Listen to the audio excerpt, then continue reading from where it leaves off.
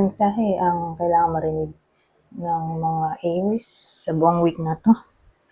Pwedeng nangyayari na itong magiging reading. O mangyayari pa lang. Kung hindi man para sa inyo itong magiging reading, edi baka para sa someone na malapit sa inyo o sa someone na kilala mismo. Baka may lumabas na gender mamaya. Gawin nyo na lang energy, masculine at feminine energy. Pwede rin naman na huwag nyo napansinin ang gender. Hindi ko masasabi kung anong magiging reading. Kung positive ba o negative.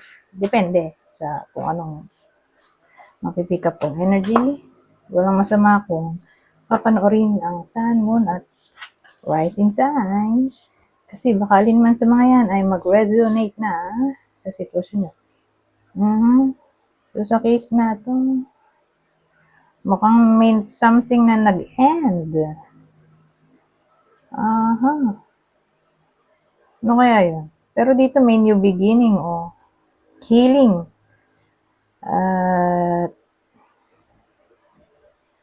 Maraming pwedeng case dito. Realization, justice, success. Pero maganda nga siguro kung ano. Clarify muna natin itong 10 of Swords bago ko magtuloy sa mga to. Okay? Para may direction tayo. Dahil di ko alam kung anong klaseng ending ba to. Saan nagmula yung 10 of Swords na yan? Bakit nagkaroon ng ending?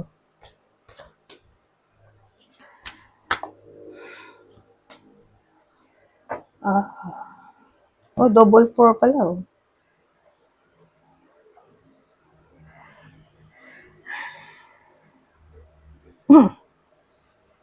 So, yung 10 of Swords natin, kinalarify ng tawag dito. Ano nga ba ito? High Priestess. Tapos, 4 of Cups. Tapos, 4 of Pentacles. So, ano yun?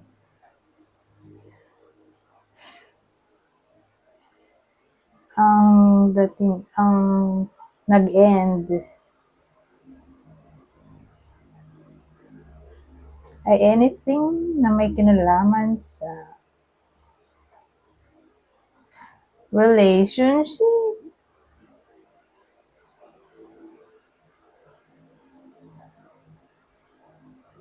Pero ito ay temporary lang. Okay? So, bakit ko nasabing temporary?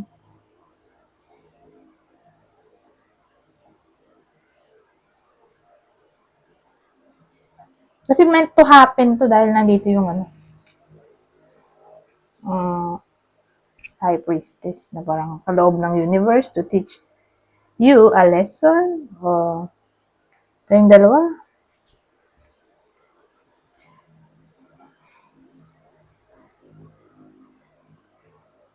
Kaya may someone na nawalan ng interest. I mean, meant to happen. Para ma-realize ang value ng isa't isa, importance.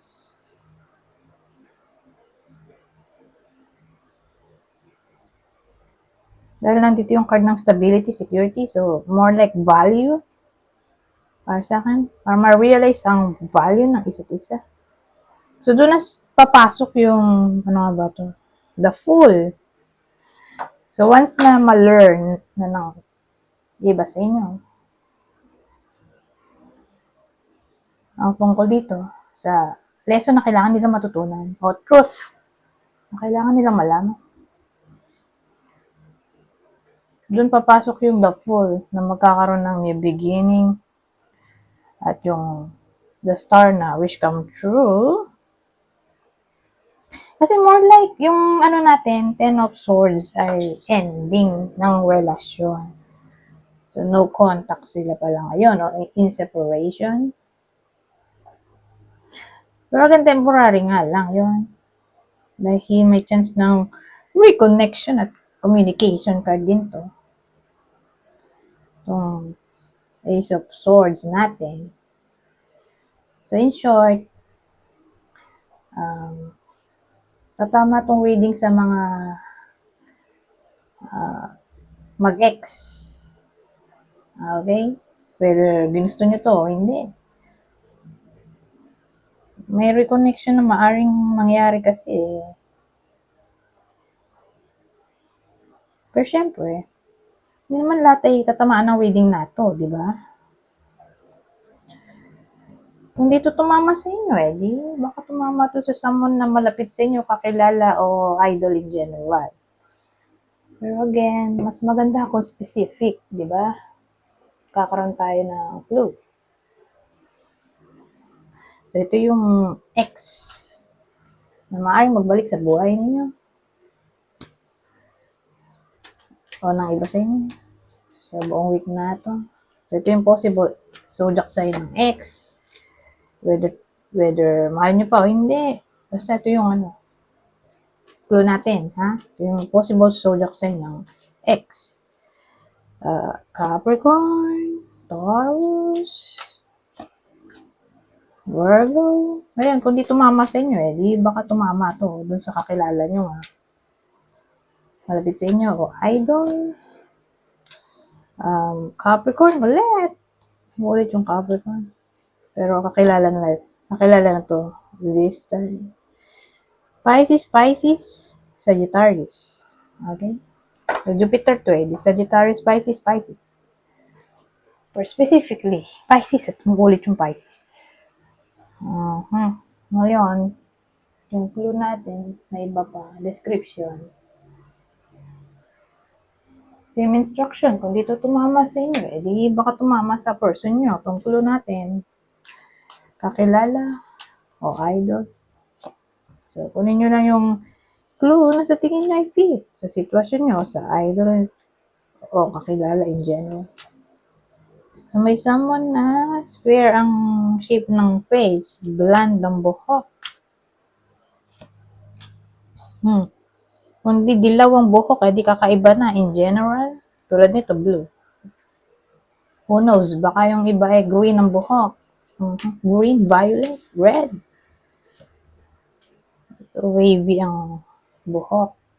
So, may someone na maaaring ganyan yung description. O ganyan yung itsura. Anyways, ito tayo ng ibang detalye.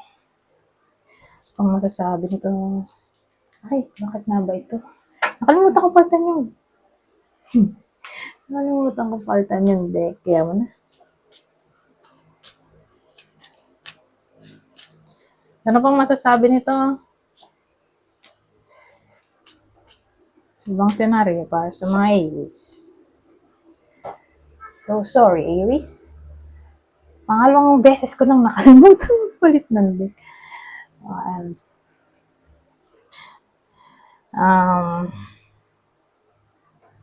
Gamblers. Ito kasi having fun. Ito yung card ng having fun. Pero for some reason, may impediment nga tayo. So, pag nakita ko yung card ng impediment, yan yung balakid. May balakid. Ayun, pag nakikita ko to, nakatingin siya doon. Parang poste. Nung dumaan yung kabayo, saka siya, napatingin siya sa poste na parang may warning sign na huwag ka tumuloy dito. Bawal. Ganyan. Restricted area to. Di pwede. Ganyan. Pero temporarily lang yun. So, yun yung card ng temporary problem in short. Para sa akin. Ngayon, paano natin ipagko-combine? Ang dating sa akin, di ba nag-have fun nga dito? Ibig sabihin, hindi siya posible. Temporarily lang. Okay? So, halimbawa, may gustong gawin yung iba sa inyo. For some reason, magkaka-aberya. Okay? Like passion, o anything na gusto nyong mangyari, o tingin nyo ay fun. Kaya lang nga, kaka-aberya. So, sabihin natin traveling, di ba? Pupunta kayo somewhere na gusto nyo, kaya lang for some reason, may aberya nga. So, ewan ko kung anong gusto nyo mangyari ngayong week na maaaring magkaroon ng balakid o obstacle. So, sabihin natin, di ba, traveling, mapopostpone yun. Hindi naman necessarily maka-cancel forever, pero mapopostpone lang, iiba lang ang date. Ganyan. O sabihin natin, gambling na talaga to in general. Hindi laging panalo, o manalo man ay madalas talo. Kasi may balakid nga eh. Ano pa?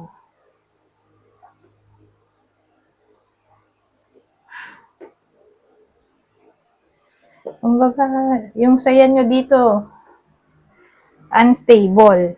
Okay, yun na lang siguro. Pwede rin gano'n. O, inconsistent.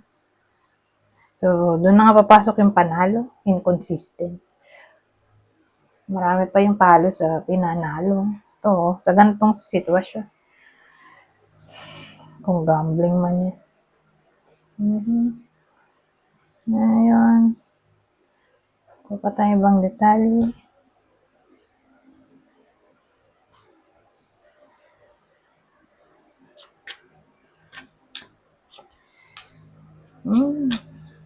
Showcase na ito. Ano yun? Ano to? Parang false hope. Tungkol sa something na may kinalaman sa illness. Na parang may sakit na parang bang binibigyan ng false hope na gagaling pa raw, pero ang totoo, wala na pag-asa, OMG.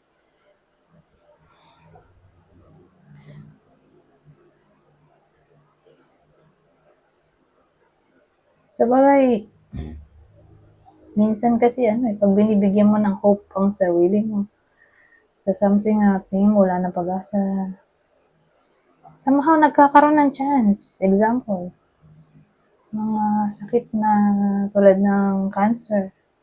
Diba? Nagkakaroon ng himala. Somehow, kung magiging positibo, diba?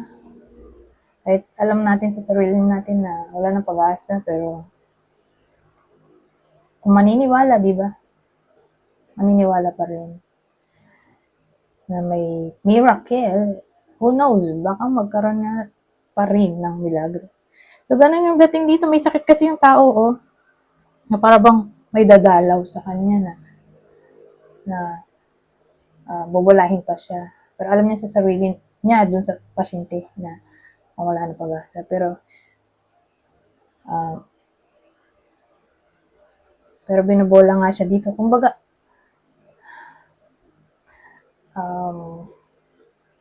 aware siya na gusto lang siya pasahiyahin nung bumisita sa kanya. Pero deep inside, alam niya na wala na nga pag-asa. Ganun yung feeling. So, mukhang hospital setup. Kasi may nurse dito, patient. Kasi ito yung visitors. So, ewan ko sino makaka-relate dito. Pero may someone na may sakit. O bahay siguro to. Dinalaw yung may sakit. Ibang case, sabihin natin, hindi yan illness. Kasi may nurse patient dito. Body weakness kasi to. So, sabihin natin, hindi physical illness. Okay? Yung subject. Sabihin natin, gawin natin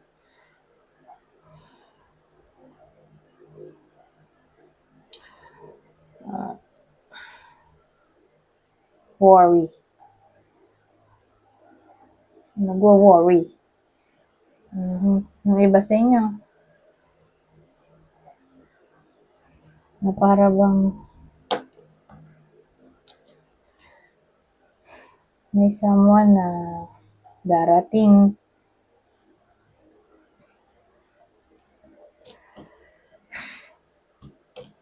para magbigay, yun nga, parang false hope. Doon pa rin tayo babagsak. Kasi flattery to. So, parang ano siya, insincere praises para sa akin. Pero in good condition. In good terms naman eh. Sabi natin mabuti yung intention. Yun yung difference.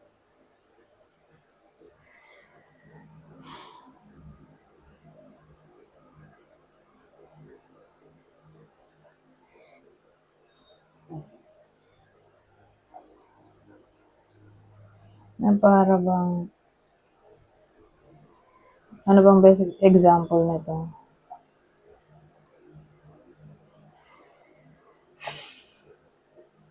Nag-worry na, tapos may darating.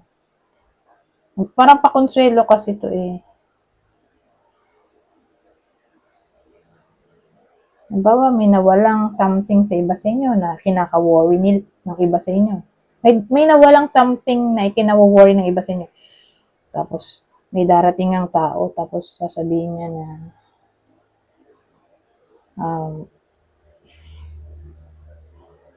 hayaan mo na yun. Kung ano man yung nawala, may kapalit din yung much better. Ayun, ganun yung maaring sabihin ng taong to. Na parang ang gusto lang niyang mangyari ay maibsan somehow yung worry o pain na pwedeng maramdaman ng iba sa inyo. Whether nangyayari na to o mangyayari pa lang. Ganun yung anyways, kunin nyo lang yung info na sa tingin nyo ay fit sa inyo. Kuha ko dito ng 3 cards. Babasahin ko na lang para mabilis. General advice na to para sa buong week na to. One step at a time, lots of little steps make big dreams come true. Definitely yes. The answer to your question is a strong yes. At ang huli, pets. You love and understand animals. Nagabal pala ilaw. Anyways, hanggang dito na lang. Goodbye. For now.